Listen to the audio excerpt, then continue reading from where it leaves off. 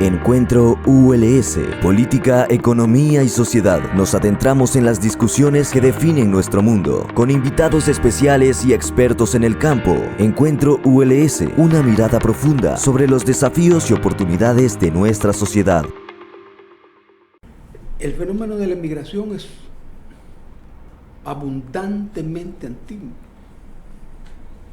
y en cierto modo las civilizaciones que hoy existen dependen de eso, de la emigración. Desde que la gente que empezó a evolucionar en el oriente africano y aparece la especie Homo habilis, Homo ergaster, y se llega al sapiens, empieza un proceso de migración. El Homo erectus empieza a salir de las áreas próximas al lago Turkana, donde toda esta fenomenología se desarrolló. Una corriente de ese flujo migratorio tiró para el oriente, otro para el occidente. Parte de estos de occidente llegaron a Bering. En ese momento, el estrecho de Bering unía la parte de lo que hoy es Alaska con lo que hoy es Rusia, y pasaron a lo que después sería América. 1500 años después, parte de esa migración estaba llegando a la parte sur del continente, lo que hoy es la Patagonia Argentina y las Islas Malvinas, todo es 1500 años después. Y esa migración siempre se ha mantenido en todos los momentos de la historia, de diferentes rumbos y con diferentes motivaciones. En el caso de la emigración a los Estados Unidos, esta, de parte de salvadoreños, esta tiene una raíz muy política, porque tiene que ver con el desarrollo de la guerra popular. La primera corriente migratoria fue de campesinos, porque fue en el momento en donde el ejército empieza a aplicar su política de tierra arrasada. En una segunda ola migratoria se fue gente de la ciudad. En una tercera ola migratoria se fueron profesionales y estudiantes. En una cuarta ola todos los que pudieron irse. Estados Unidos nunca dedicó reflexión y estudio a toda esa fenomenología, no, nunca. Y salvadoreños se encontraron con un país extraño, que hablaba una lengua extraña. Y de repente aparece un ser humano que no era salvadoreño, pero tampoco era estadounidense. Es una situación de limbo en donde no se está en ninguna parte. Ahora bien, pero en un determinado momento también de esos largos años, 30, 40 años, se restablece la comunicación de esa gente con su país. Este es un momento histórico de mucha importancia. Estados Unidos es una civilización cuya fuerza originaria hoy es minoría. Estoy hablando de la gente originaria de las 13 colonias, de colonos ingleses que lograron la independencia de la metrópoli inglesa.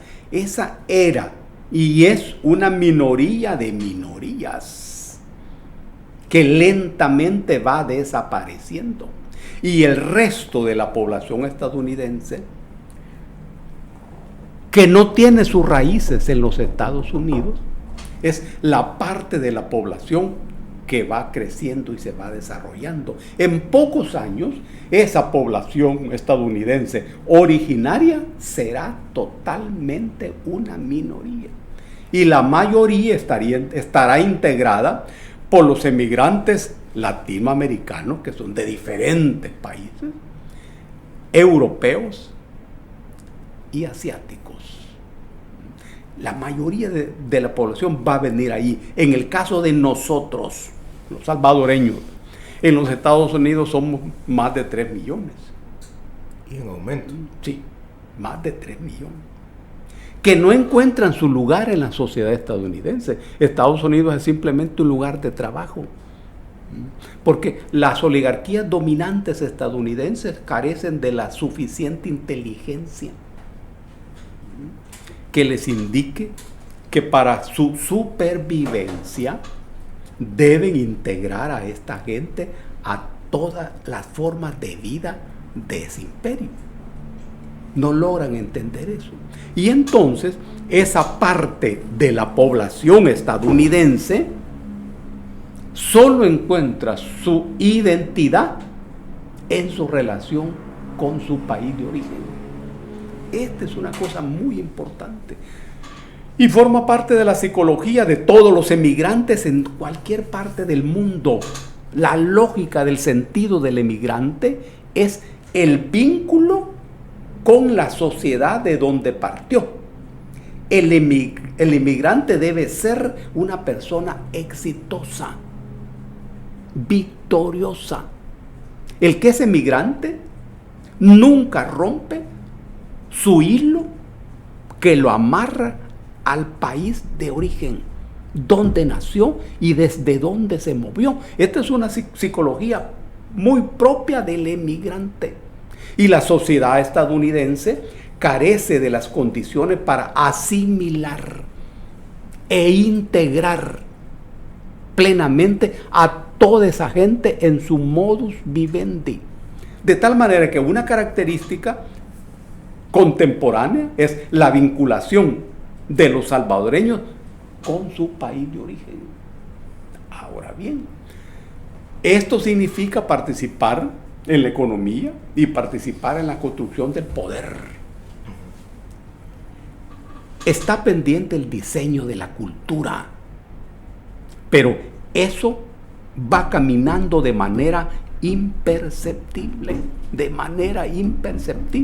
que es, sin embargo, el vínculo más poderoso. ¿Cuál es la cultura del Salvador en este momento? ¿Y cuál es la cultura de los y las salvadoreñas? Por ahora hay un vínculo político, pero electoral. Lo electoral es lo menos político de lo político, porque la característica de lo electoral es que es lo menos vinculado al poder, que es el corazón de lo político.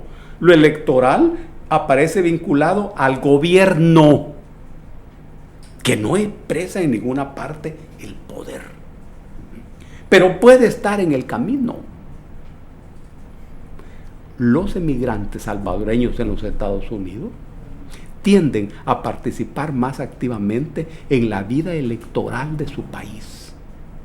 Y en esta coyuntura política hay un momento electoral muy especial, porque el gobierno necesita, como ningún otro gobierno, de la participación de ese voto. Emigrantes, sobre todo de los Estados Unidos. Hay en El Salvador un proceso de modernización y de recuperación del Estado, de reorganización del Estado. Estas dos características determinan lo que está ocurriendo en la vida política. Para un emigrante, esto es fundamental, porque el corazón del emigrante consiste en el retorno victorioso al país de donde salió. El emigrante no es el ave que vuela para no regresar nunca. No, eso es otra cosa. Eso ya no es emigrante. La psicología es retornar. Y claro, el emigrante sueña con retornar a un país mejor, donde tenga casa, trabajo y salud. Ese es el sentido del inmigrante. Y no regresar a un país más destruido que aquel que dejó cuando se fue del país. Por ahora, el rostro de los acontecimientos políticos del país le permiten advertir a ese migrante que ese proceso está en marcha. Por eso ese voto de ese migrante es muy importante para el gobierno. Es fundamental.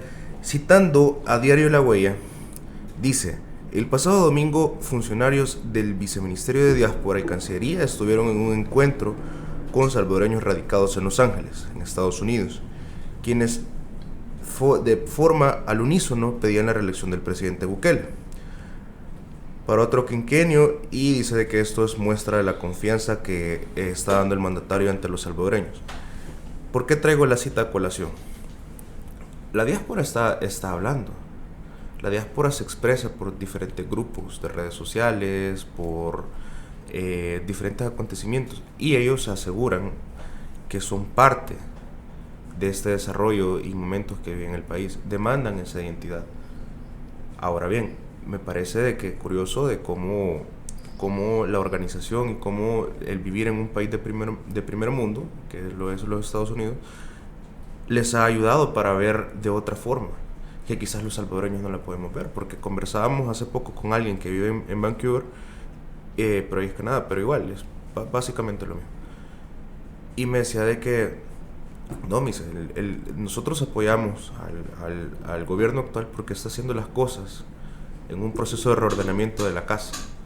Y así como se hace acá en Canadá, lo están haciendo en El Salvador, el sistema. Por ejemplo, y me ponía de ejemplo el proyecto de las fotomultas, que por cierto ya inició, ya me pusieron la primera.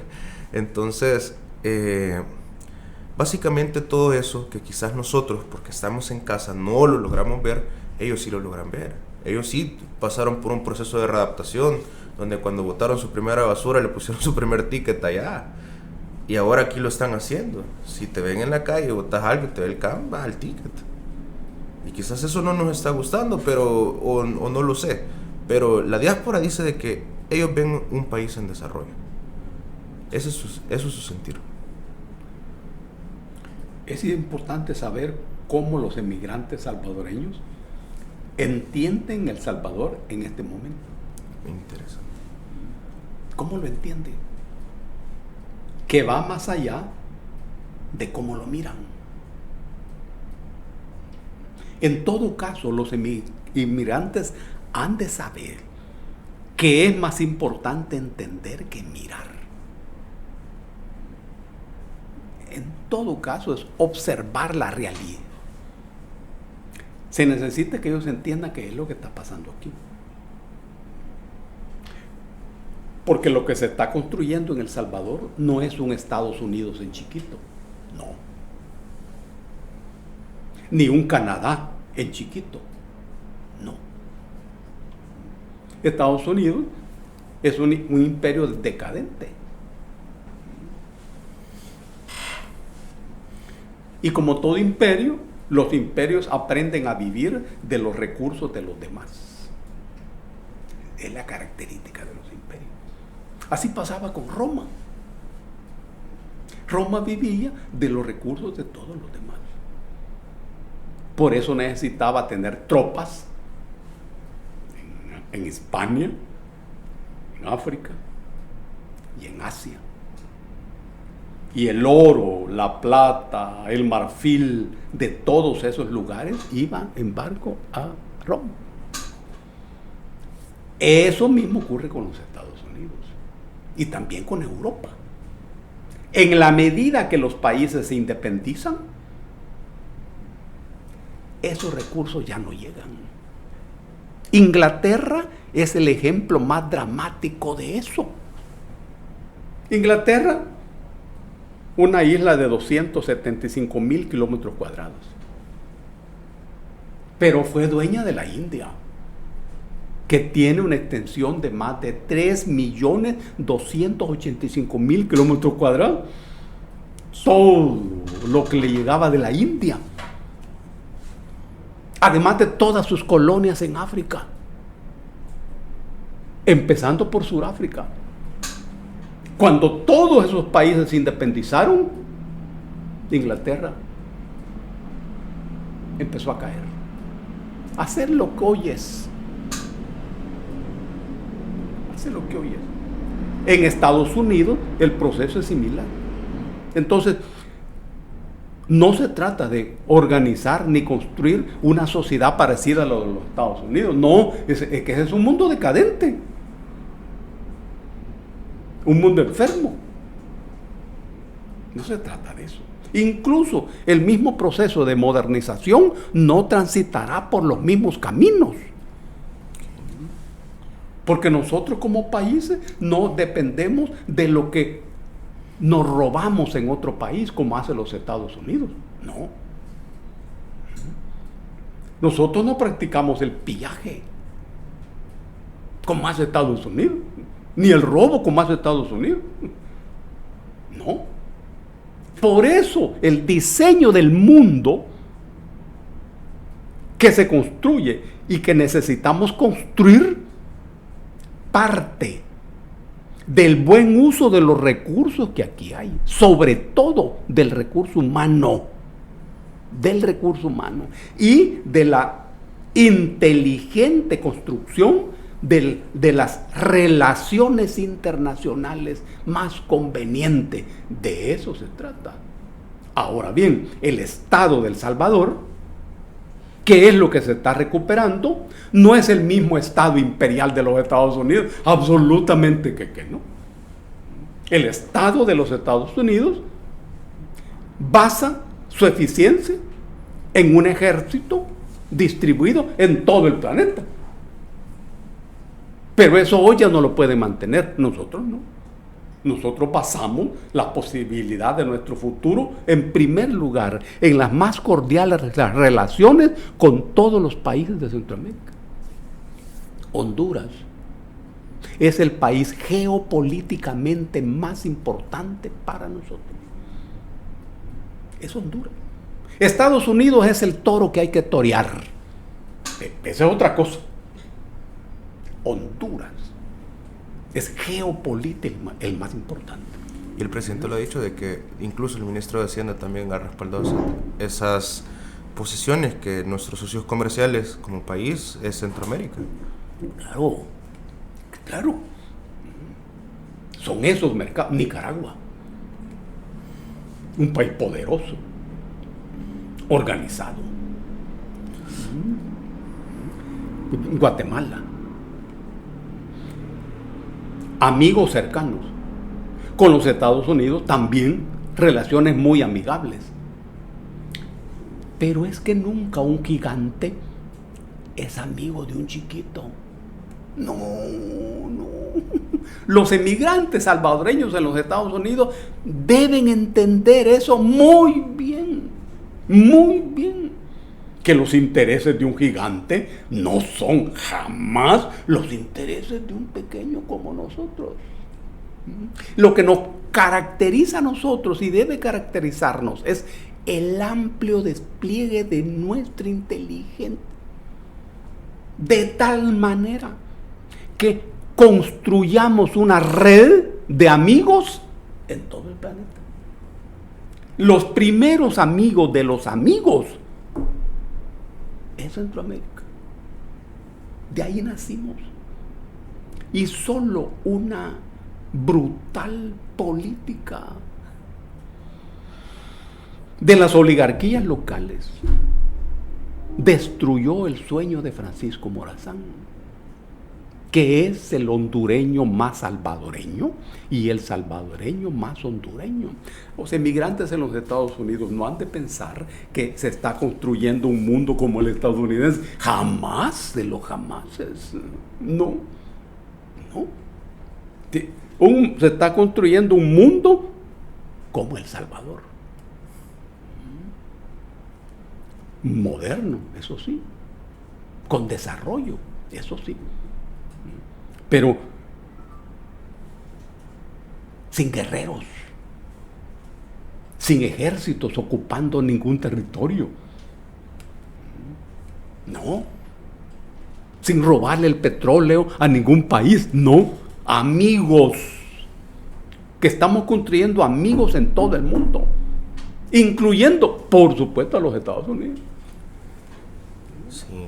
Por eso es que el gobierno de El Salvador no apoyó en la ONU la resolución contra Rusia. Porque nosotros necesitamos amigos, no enemigos. Y los enemigos de mi amigo no son necesariamente enemigos míos, pues, porque si no, no pudiera funcionar el mundo. ¿Ves? Decía la viceministra Portal, yo la leí el fin de semana, que ahora la política exterior del país es basada en intereses de los salvadoreños, ya no en política. Correcto. Pero bueno, licenciado, 9 de la mañana con 29 minutos, estamos con nuestro queridísimo vicerrector, el licenciado Dagoberto Gutiérrez. Vamos a una pausa, vamos a escuchar un poco de música y regresamos en minutos. Economía y sociedad, nos adentramos en las discusiones que definen nuestro mundo, con invitados especiales y expertos en el campo. Encuentro ULS, una mirada profunda sobre los desafíos y oportunidades de nuestra sociedad. 9 de la mañana con 33 minutos, continuamos con nuestro vicerrector, licenciado Dagoberto Gutiérrez. Estábamos hablando vamos a hacer una recapitulación para quienes se conectan, sobre la diáspora, su proceso de asimilización y cómo ellos están entrando de nuevo a El Salvador. Antes de comenzar, queremos mandar saludos a Santiago Escobar, que nos escucha desde Dry Clean Express, y a Julio Escalante, que nos escucha desde McAllen, Texas. Por cierto, manda un abrazo, dice que nos escucha en compañía de toda su familia. Excelente. Y que nos cuenta su historia, que dice de que él abandonó El Salvador en el año de 1989. Es interesante cómo la diáspora quiere volver a su tierra. Claro. La naturaleza del alma del emigrante consiste en que siempre está vinculado al lugar donde nació y de donde partió. Esa es la característica. Es el corazón del emigrante. Porque además ocurre que en las sociedades donde llega no hay estructura de asimilación. Siempre las estructuras políticas y económicas entienden al emigrante como un forastero, como una mano de obra que hay que usar y que hay que explotar. Pero además le entiende como una especie de competencia a los que están instalados en esos territorios. Esa es una característica. Y en el caso de los Estados Unidos es más determinante, porque ocurre que el sector poblacional que inició el proceso de la construcción de los Estados Unidos se basa en la población de las 13 pequeñas colonias inglesas de la costa del Atlántico. Son esos colonos los que rompieron la relación con la metrópoli en un proceso muy natural y muy normal. Pero esos colonos ingleses iniciaron un proceso de expansión y de control del territorio hasta el Océano Pacífico. Esto supuso una guerra inclemente contra las poblaciones dueñas de esos territorios. Estoy hablando de los comanches, de los apaches, de los sioux, de los cheyennes, de los hurones, de los pies negros, de los navajos, etcétera. Esos eran los pueblos dueños de esos territorios. Todos, me imagino, han visto películas de las caravanas que iban hacia el oeste hasta llegar a lo que hoy es Oregón. y California al sur, que son los dos estados que cierran el territorio con el Océano Pacífico. Esa es la expansión a sangre y fuego. Y después capturan los territorios de México, a lo que se refirió hace poco el presidente López Obrador. Estoy hablando de California, de Arizona, Nuevo México, de Texas, de Nuevo México. Todo eso es México. Todo eso es México. Y regresará a México en un determinado momento histórico. No es casual que se refiriera a eso el presidente López Obrador. Es que la historia no se detiene nunca. Y luego capturan las Filipinas, allí en Asia, que había sido siempre territorio español. E intentan capturar a Cuba, que también había sido colonia española. Y esa es la lógica de la metrópoli. Esa lógica no es la de nosotros, los emigrantes. No. Entonces, al encontrarse en los Estados Unidos, hay un choque civilizacional. El idioma no borra ese choque, porque nosotros mismos hablamos un idioma que no es el que va en nuestros genes. El idioma es una cosa genética. El idioma que va en nuestros genes es el náhuatl. Pero mira qué cosas, no lo hablamos. No lo hablamos. Pero llegará el gobierno que se encargue de resolver eso. Todos hablamos náhuatl, debemos hablar náhuatl. Pero hablamos castellano, que no es el idioma que llevamos en nuestros genes. Ve qué fenómeno. En el caso de los salvadoreños en los Estados Unidos, hablan castellano. Y en los documentos jurídicos aparecemos como latinos. En los papeles que le dan a uno en los aviones y en los aeropuertos, uno se apunta donde dice latinos. Pero nosotros no somos latinos. Latinos era uno de los pueblos que junto con los etruscos, los sabinos, poblaban la península itálica. Estos fueron eliminados por los romanos. Pero los romanos tomaron su idioma, el latín. Eso sí, tomaron su idioma, el latín. Y luego este idioma, latín, se dividió en dos grandes grupos. Uno, el latín puro, que es el que seguía hablando la Iglesia Católica, y el latín popular, también llamado romance, que era el latín que hablaban las masas, el pueblo. Este latín romance, el que dio origen al francés, al italiano, al portugués y al castellano. Pero nosotros no somos latinos. Los latinos fueron aniquilados por los romanos. Y esa psicología del latín no la tenemos nosotros. Y nosotros, ¿quiénes somos como seres humanos? O somos pipiles, o somos chorti, o somos mam o poco mam, o somos lencas, o somos chorotegas, que eran las fracciones de pueblo que poblaban un pequeño territorio que se llamaba Cuscatlán. De ahí venimos nosotros. Pero ¿conocemos esos idiomas? No. ¿Y de dónde salió eso de salvadoreño? ¿Quién inventó eso de salvadoreño? Es bueno que los emigrantes sepan eso. Mira, en los Balcanes, en Rumanía, en Bulgaria, Croacia, vos encontrás iglesias que tienen adelante un nombre que dice El Salvador. Si algún día van por allí, cuidado como piensen que es homenaje al Salvador. No, es que en 1447 en Belgrado se dio una batalla entre las tropas turcas que avanzaban invadiendo Europa y las tropas europeas de los feudales. Allí las tropas turcas fueron derrotadas. Hablo de Belgrado. Belgrado es hoy la capital de Serbia y fue hasta hace poco la capital de Yugoslavia. Entonces era papa en Roma Calixto III. Calixto III dijo que en Belgrado se había salvado el mundo. Vos vinculá esto con el Salvador del mundo.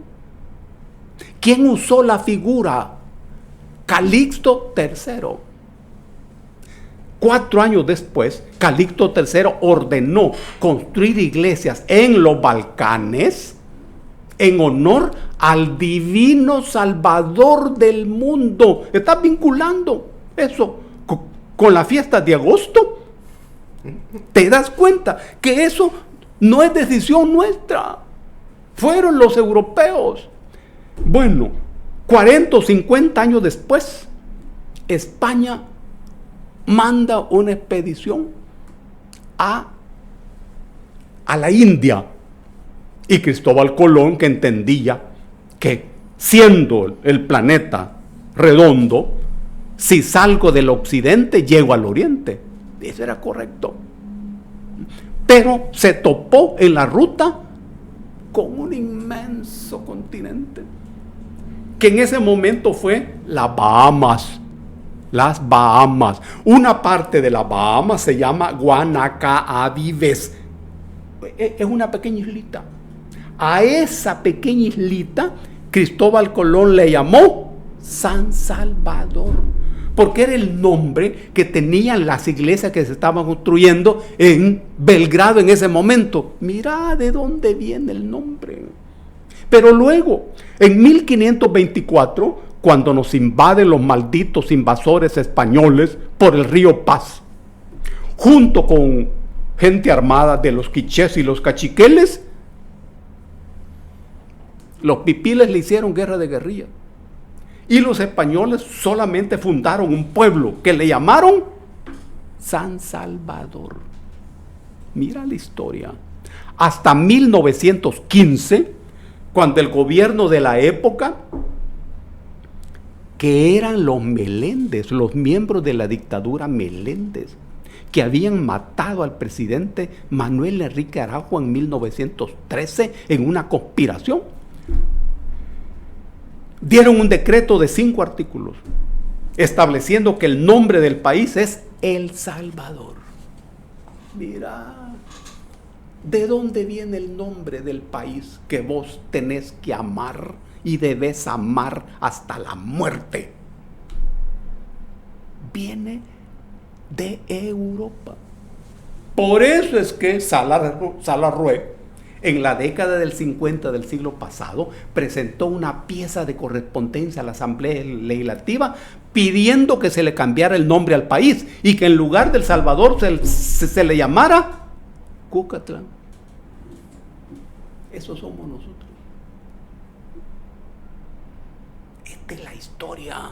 El Salvador es un nombre que nos impusieron los europeos. Nosotros somos Cuscatlán. Guardate esto en tu memoria y en tu inteligencia, porque uno debe saber de dónde vienen los jugos amargos de tu existencia. Algún día nos vamos a llamar Cuscatlán, siempre y cuando la gente esté de acuerdo, porque a lo mejor a la gente le gusta el nombre de El Salvador, está bien, pero aquí estamos hablando de historia. Estamos hablando de historia, de los orígenes y cómo tenemos que amar a nuestro querido país. Vamos a iniciar con un espacio de preguntas, licenciado, aprovechando lo que está en este momento. Ricardo Fuentes dice: le saludo desde Phoenix, Arizona. Una pregunta: soy salvadoreño y quiero participar, pero he sentido rechazo por parte de la gente de El Salvador porque dice que yo no vivo allá y que no tengo que incidir en la política. ¿Qué opina de eso? Es natural, Ricardo, ¿verdad? Ricardo Fuentes, sí, desde Phoenix, Arizona. Saludos, Ricardo. Sí, es natural, Ricardo. Y qué buena noticia que querés participar. Ese es un interés legítimo. Y un interés, Ricardo, siempre expresa una necesidad organizada. Así se define un interés. Cuando yo tengo interés en algo, lo que mueve ese interés es una necesidad organizada filosóficamente, ideológicamente, políticamente, económicamente. Y si yo soy salvadoreño, estoy vinculado a un país que se llama El Salvador. Y entonces hay una necesidad. Si yo estoy vinculado por razones históricas, sociológicas, familiares a ese país, yo necesito estar vinculado. Y una manera, Ricardo, es la participación en estas cosas electorales, que es, para empezar, la forma política más débil. Pero por algo hay que empezar, Ricardo. Y también es natural que hayan ciertos celos y ciertas dificultades. Y eso se tiene que vencer. Resolviendo un punto, Ricardo, la relación entre los salvadoreños de adentro y los salvadoreños de afuera. Cuando yo soy inmigrante, puedo de repente desarrollar una psicología correspondiente al que está afuera. Pero eso no es así, Ricardo. Cuando uno está afuera, lleva adentro a su patria, que es lo que hay que amar hasta el fin. Esa identificación con el pueblo de uno y el país de uno es lo que le permite vivir y sobrevivir en una sociedad extraña como la estadounidense. Un salvadoreño jamás será gringo, Ricardo. Podrá ser ciudadano estadounidense. Eso es una cosa jurídica, por cierto, muy importante. Uno tiene que tener resuelto eso y participar en política allí en los Estados Unidos, Ricardo. Allí en los Estados Unidos. Como ese es un mundo que se está desentejando, hay un chance de participar allí. Pero el emigrante camina con dos pies, un pie en su casa, en su patria, en su país. Esta es la pierna gruesa, la más fuerte, pero el otro pie ahí donde te está ganando la vida. Y es importante resolver también ahí el vínculo jurídico. Son ambas cosas. Uno tiene un vínculo jurídico con El Salvador y ahora todos los emigrantes deben tener DUI y todo eso. Con paso seguro, Ricardo. Con paso muy tranquilo. Hay celos y hay temores y hay intereses. Es natural, seguro. Ustedes llevan adentro el país, este país, pero resuelvan la situación jurídica allí en los Estados Unidos, claro. Eso lo vamos a venir hablando aquí en los programas. ¿Cómo hacer eso? Callada la boca, legal, hacerte ciudadano ahí también, y alcalde allí, y diputado allí, y presidente allí. Hoy se puede, pero vinculado a esta tierra que te vio nacer. Eso es mortalmente importante, Ricardo. Continuamos, licenciado, con una pregunta más antes de cerrar. Ha estado bastante interesante, tenemos bastante audiencia en este momento de salvadoreños radicados en los Estados Unidos. Diana Leal dice: buenos días, yo me fui del país en el año de 1991. La situación económica me orilló a tomar decisiones para migrar. Ahora quiero volver a mi tierra. Sin embargo, hay ciertos sectores en redes sociales que me expresan un rechazo a esta idea. ¿Qué opina don Dago sobre esto? Muy bien, hombre. Y vos decís, quiero volver a mi tierra. Es que esta es la tierra de nosotros, hombre.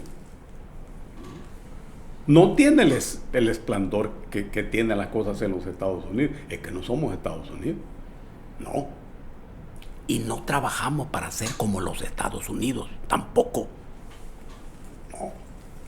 Estados Unidos depende del resto del mundo, del petróleo del resto del mundo, del gas natural del resto del mundo, del trabajo del resto del mundo. Cuando eso se acaba ese brillo y ese esplendor. No. Nosotros somos un país de 20,000 kilómetros cuadrados. Con los recursos que tenemos, estamos construyendo el país. De eso se trata. Y la estadía de ustedes en los Estados Unidos es al servicio de ustedes y de su familia. Pero como ustedes y su familia están vinculados a esto, entonces eso busca el engrandecimiento de este país, que es su casa, también es su casa. Por eso hemos de aprender a caminar con dos piernas. Con dos piernas. Eso es fundamental. Un abrazo para todas y para todos. Encuentro ULS, Política, Economía y Sociedad. Nos adentramos en las discusiones que definen nuestro mundo, con invitados especiales y expertos en el campo. Encuentro ULS, una mirada profunda sobre los desafíos y oportunidades de nuestra sociedad.